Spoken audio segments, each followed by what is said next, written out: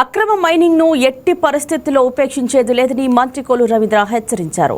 Mining వ్యవస్థను సర్వనాశనం చేశారని, అలాంటి వ్యవస్థను గాడిలో పెడుతున్నామని చెప్పారు. గనుల శాఖలో అక్రమాల నివారణకు కట్టుదిట్టమైన నిబంధనలు అమలు చేస్తున్నామని తెలిపారు.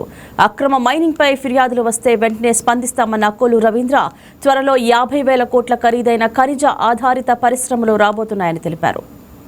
చిత్తూరు జిల్లాలో సంబంధించి ఒక 17 బ్లాక్స్లో ఐడెంటిఫై చేశాం. అయితే అందులో గోల్డ్ ఉంది, ఐరన్ ఉంది, మ్యాంగనీస్ ఉన్నాయి, లైమ్ స్టోన్ ఉంది.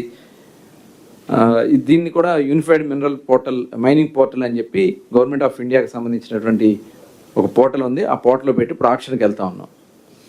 ఇలా ప్రభుత్వం ఒక చిత్తశుద్ధితో ఈ కార్యక్రమాలు చేయటం వల్ల రాష్ట్ర ఆదాయం కూడా, ఎందుకంటే 2025-26 సంవత్సరానికి సంబంధించి మనకి 32% గ్రోత్ వచ్చింది.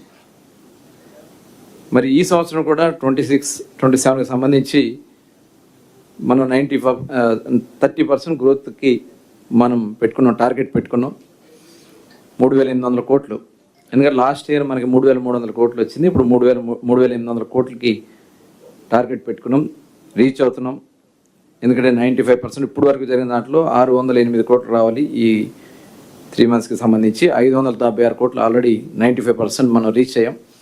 తప్పకుండా ఈ 30% గ్రోత్ మనకి ఇచ్చినటువంటి టార్గెట్కే కాకుండా అదనంగా ఇంకా వెళ్ళడానికి కూడా ప్రయత్నం చేస్తున్నాం. ఎందుకంటే లాస్ట్ 5 సంవత్సరాలు ఈ రాష్ట్రంలో ప్రధానంగా అతిపెద్ద దోపిడీ ఈ మైనింగ్ దాంట్లో జరిగింది. ఇవాళ ఇవన్నీ కాపాడుతూనే మళ్ళీ తిరిగి రాష్ట్ర ప్రభుత్వానికి, రాష్ట్రానికి ఆదాయం వచ్చే విధంగా ఇవన్నీ కొత్తవి కూడా ఐడెంటిఫై చేస్తున్నాం. వాల్యూ ఎడిషన్ కూడా వెళ్ళడానికి మనం ప్లాన్ చేస్తున్నాం.